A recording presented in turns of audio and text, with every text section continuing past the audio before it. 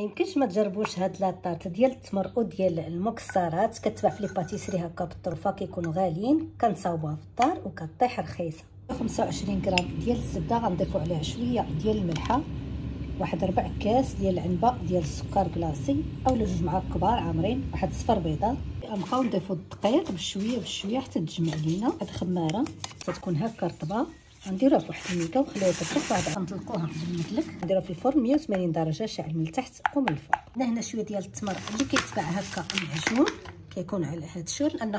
خدينا واحد الجزء منه اللي غنديروه بين جوج بلاستيكات وغنطلقوه بالمدلك على حسب الدوره ديال المول اللي خدمنا به. واحد كاسرونه غندير واحد كاس ونص ديال السكر، غنديروه على النار وغنخليه حتى يذوب. ندير واحد معلقه كبيره ديال الزبده، نزيدوا واحد نص كاس ديال الحليب سخون شويه بشويه حتى يولي لنا كراميل. شويه ديال الكراميل غنديروه في درنا الكراميل. دابا غنديرو التمر اللي طلقنا غنديروه فوقو ونقادوه.